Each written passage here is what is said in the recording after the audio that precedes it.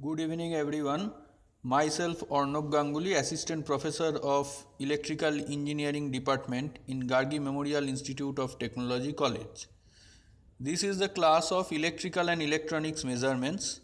Today our topic is Integrating Type and Successive Approximation Type Digital Voltmeter. In our earlier class, we discussed about the other types of voltmeter like RAM type and dual integrating type of voltmeters, how they are functioning, what is the applications we have discussed. So today the other two types of digital voltmeter we will discuss. So first is integrating type DVM, and it is also called as voltage to frequency conversion types. So here, as the name suggests that it is a integrating type, so that means integration techniques employs. That means a integrated circuit here actually needed. So the voltage to frequency converter, the basic principle is that the voltage to frequency converter functions as a feedback control system. We know that in our control system there is two type of system, and one is open loop system and another is closed loop systems. And the closed loop systems where the input and output relates through a feedback control system, which it is that is used in this case. So this voltage converter functions as a feedback control system which governs the rate of pulse generations. As we know that this is a digital meter, so as this is a digital meter, so it's the train of pulse is actually going through the gate circuits, and with respect to time we can get the indications of the measuring parameters. So the rate of pulse generations obviously will be proportional to the magnitude of the input voltage. That means what is the magnitude of the input voltage, with proportion to that a particular pulse will be generated, and that is passing through the gate for a particular interval of time. Now for an operational integrator, the basic circuit is like that. When the op amp is functioning as an integrator, that is a capacitance C, a V input, V output, and that is this op amp connected through here there is a capacitor. So when the current is, the voltage applied here, current is flowing through this, what happens, through the capacitor the voltage is going to be raised, and we know that the operational integrator circuits output is like that, that is V0 equal to minus 1 by RC integration of VI dt. That means V0 equal to minus VI by RC into T, when we are considering about the input voltage Vi as a constant voltage. So V0 will be minus 1 by RC integration of Vi dt. So this is the function that is going to be integrated here, and the output voltage V0 will be minus Vi by RC into T. That means when this voltage is applied here through the capacitor, the voltage rise, and the change is that the polarity will be reversed of the output voltage in with respect to the input voltage. That means when, see, this is the block diagrams of the integrating type DVM. So when the input voltage applied through the integrator circuit, the output is where the output through the capacitor, there is a voltage rise, and this voltage rises in the opposite polarity. So the output is V0 equal to minus Vi by RC into T. Now see, as the input voltage applied here in the integrator, so output will be that means that is minus Vi by RC into T. This is going to feed to the level detector, and what happens, as the name suggests, the level detector is actually like a voltage comparator circuit, and here there is a internal reference source voltage. So with that internal reference voltage, the input voltage, that is the output of the integrator, actually going to be compared, and when this V0 value and the internal reference voltage value match at a same level, So then the level detector is going to generate a pulse. So what happens when the level detector senses that the output of the integrator and the internal reference voltage to the level detector is going to be same, that is matched, then only the level detector is generating a pulse. So that pulse is going to this pulse generator gate. So when this is going to pulse generator gate, actually pulse generator gate opens, and then a fixed frequency clock oscillator is here. So through the clock oscillator there will be a train of pulse passing through this gate for a particular interval of time. As the level detector output is opens this pulse generator gate, so through this gate the clock oscillator outputs, that means the train of pulse is going to pass through this gate, and actually this gate is here feed to the pulse generator. That means there is a pulse will be generated, and actually this circuit is acting like a Schmitt trigger, and that means the output is, and that is the Schmitt trigger output, we can see that is a type of sawtooth voltage. So this sawtooth voltage waveform that is generated through the pulse generator with respect to the input from the clock oscillators, so that particular pulse generated output is going to pass. And here you can see that, as we already say, the voltage to frequency converter circuit here, this is a voltage to frequency converter. Why we are called it as a voltage to frequency converter? As here the input voltage and output voltage, that is relate through the terms frequency, and the frequency means the particular pulse, number of pulse passing through this for a particular interval of time. So when for a particular interval of time there is a number of pulse passing through a gate, then obviously there is a concept of frequency. So that is a voltage to frequency conversion technique. Now what happens, you see that the pulse generator output, as this is a feedback control circuit already we see, so the pulse generated output is going to feed to the relate to the outputs and input voltage here. That means this is going to feed to the integrator circuit again. So now what happens, you see that we already know that the input voltage polarity and the integrator output voltage polarity, that is V0, that is opposite. So this output voltage is actually going to open this pulse generator gate, and so the pulse generator output is obviously this polarity, that means the opposite polarity of the input voltage. So this output voltage of the opposite polarity with respect to the input voltage is going to now feed to the integrator circuit. Now what happens, you see that the net voltage, now the net voltage is going to be changed. For the first half of the cycle, for the initiation of the cycle, what happens, the input voltage feed here, suppose the polarity of the input voltage is positive, suppose. Now as for the integrator circuit, the output voltage is negative polarity and the amplitude is high of this output voltage. So when this negative polarity voltage is going to feed to the integrator circuit, so the net voltage will be in the reverse polarity, because that is a positive polarity voltage, that is a negative polarity voltage, and this negative polarity voltage amplitude is high, because through the capacitor a high voltage is going to rise. So the net voltage obviously in the second half of the cycle in the integrator circuit, that will be in reverse polarity.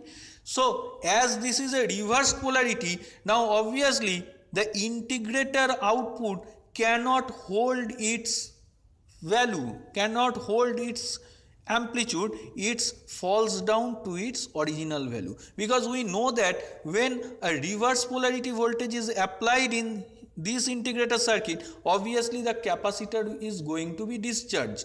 So obviously the integrator output voltage cannot hold its raised value, it's obviously falls to its original value. So that means the original value is obviously less than the internal reference voltage value of the level detector. So when that is less than that, obviously there will be no pulse passing through this level detector to this pulse generator gate. That means the pulse generated gate is going to be closed.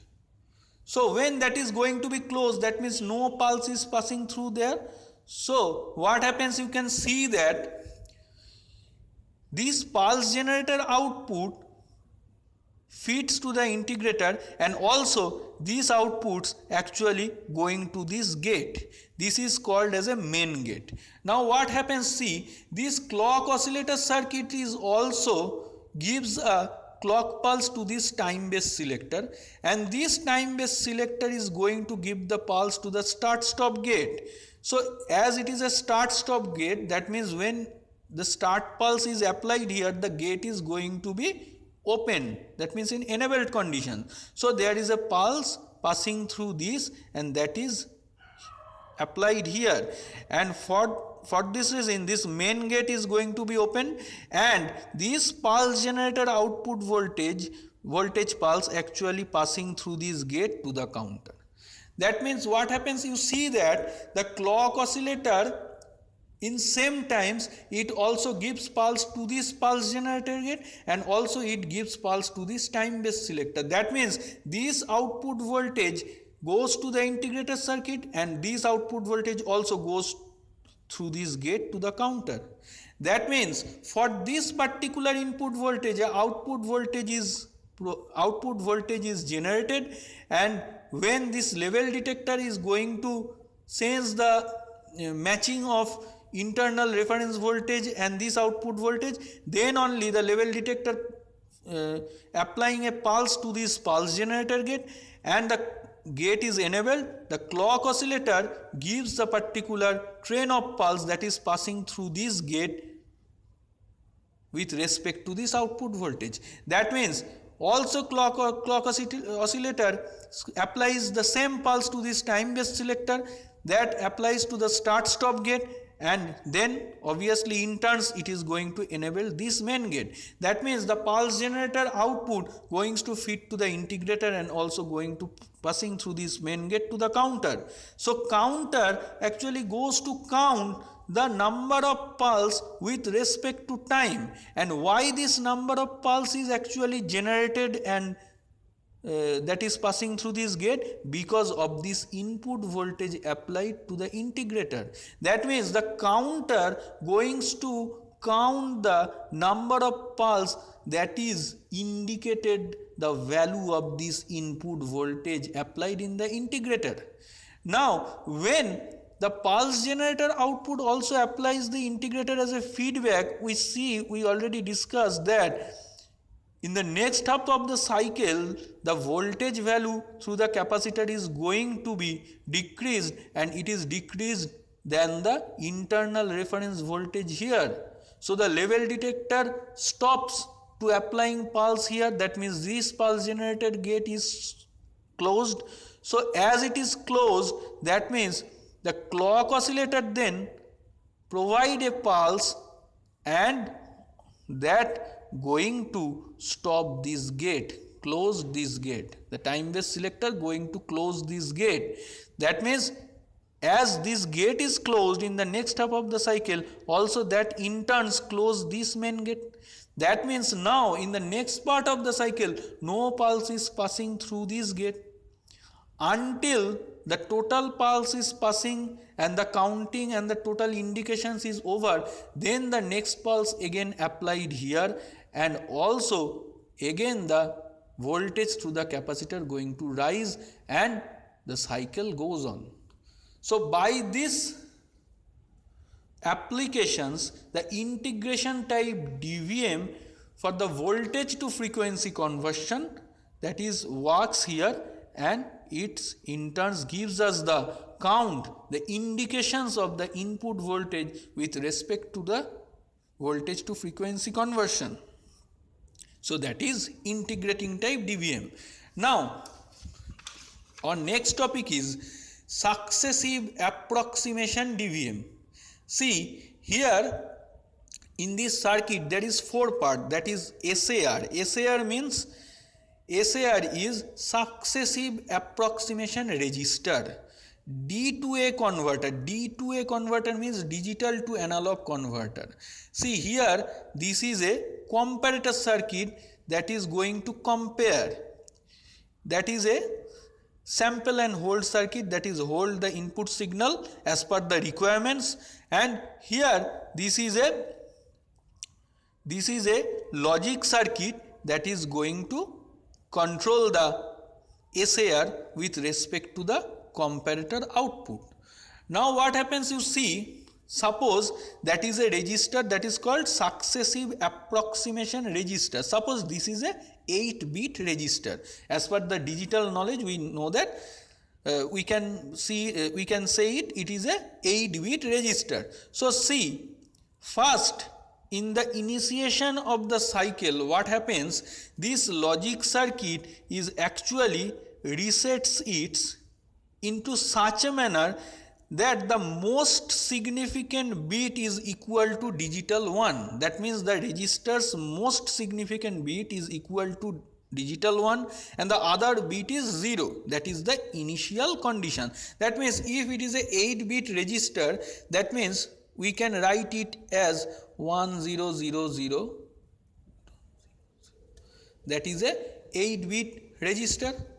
Now for the initiation, the successive approximation register is going to give a output to the digital to analog converter. Here a reference voltage, internal reference voltage is also applied. So digital to analog converter